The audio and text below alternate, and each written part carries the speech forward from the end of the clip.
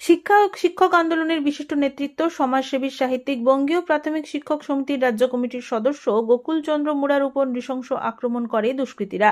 দুষ্কৃতীদের অবিলম্বে গ্রেপ্তার এবং কঠোর শাস্তির দাবিতে এই দিন পূর্ব মেদিনীপুর জেলার এসপির নিকট ডেপুটেশন এবং বিক্ষোভ সভা করা হয়।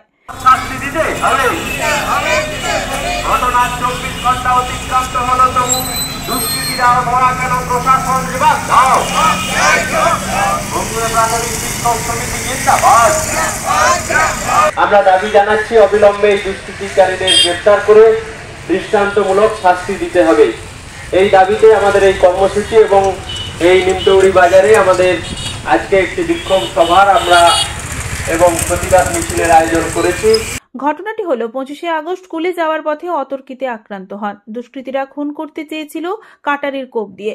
আত্মরক্ষা করতে গিয়ে ডান হাতের কবজি থেকে হাত কেটে যায়। এই নৃশংস ঘটনার সঙ্গে জড়িতদের পুলিশ গ্রেপ্তার করেনি।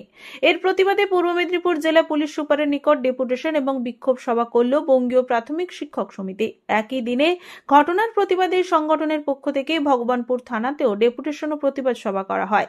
এসপির নিকট ডেপুটেশনের নেতৃত্ব দেন সংগঠনের রাজ্য নেতৃত্ব মেঘনাথ খামরুই, সুবল সামন্ত, জেলা সভাপতি নিমাই পটিদার প্রমুখ। ভগবানপুর থানার ডেপুটেশনে উপস্থিত ছিলেন জেলা সম্পাদক সৌমিত্র পট্টনায়ক, রাজ্য কমিটির সদস্য কৃষ্ণেন্দু বিজলি সহ অন্যান্যরা। আমরা বঙ্গীয় প্রাথমিক শিক্ষক সমিতি পূর্ব মেদিনীপুর জেলা কমিটির পক্ষ থেকে এসপির নিকট ডেপুটেশনে এসেছিলাম।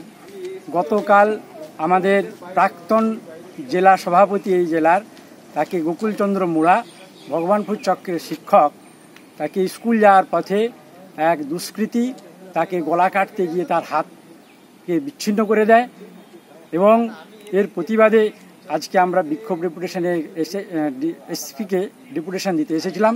একই সাথে আজকে 3টে থেকে ভগবানপুর চক্রে ওখানে ভগবানপুর থানাতেও ওইখানকার শিক্ষকরা আজকে বিক্ষোভ সমাবেশ এবং ওসিকে ডেপুটেশন দিচ্ছেন।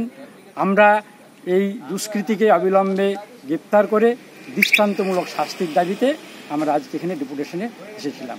অবিলম্বে তাকে ধরতে হবে এবং দৃষ্টান্তমূলক শাস্তি। পুলক বেড়ার রিপোর্ট, খবর বিসিবিএস।